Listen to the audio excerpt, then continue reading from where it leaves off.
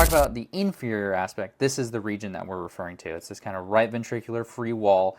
Remember, the heart kind of sits crooked in the chest wall, so this right ventricular wall here almost is looking directly downward, so directly inferiorly, and that's why it's referred to as the inferior wall of the heart. Then we have the lateral side, which is kind of encompasses the entire lateral free wall, that left wall or left ventricular wall. And the lateral is split into two. We talk about the high lateral, we talk about the low lateral leads. So the high lateral leads kind of being up towards the left atrium, the low lateral leads being closer to the tip of that left ventricle or the apex of the heart. And then we have the septal areas, which is pretty self-explanatory, right along the septum. And then we have the anterior wall, which is that anterior wall or free wall of the left ventricle. It's kind of what's referred to as the anterior wall. So we can start here where we can eliminate the confusion, if there was any, when we are using 12-lead terms and where they refer to anatomically on the heart. And then as a kind of a point of reference, if we introduce the thoracic cage, this is what we're looking at as it's overlaid.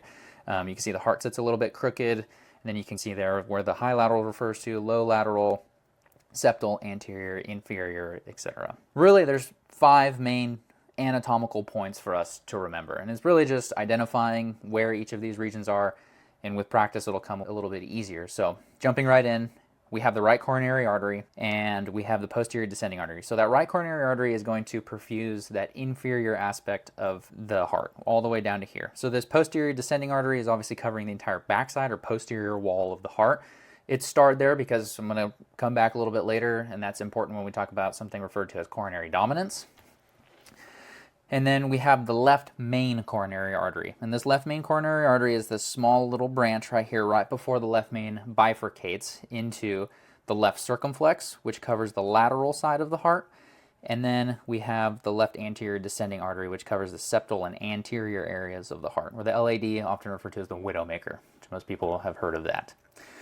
And then putting it all together, we can look at all of our 12, our entirety of our 12 leads, all of our leads, the precordials, augmented leads, the limb leads. And if we anatomically placed the aortic valve here, what this would look like was we would have the left main coronary artery, which is right here, that would give rise to the LAD, which traverses through the septal and the anterior leads.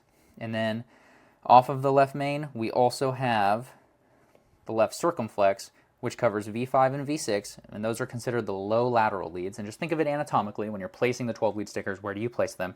Place them kind of below, right, below, at least the nipple line, V5 and V6, so considered more towards the apex of the heart, that low lateral side. And then you have 1 and AVL are considered the high lateral leads.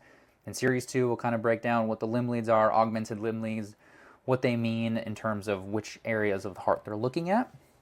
And then lastly, you have the right coronary artery, which is perfusing the inferior aspect of the heart. So leads 2, 3, and AVF. You can kind of see, putting it all together, these are our main 3 coronary arteries, main 4 if you consider the left main, 4 coronary arteries, and how they relate to the 12 lead anatomically.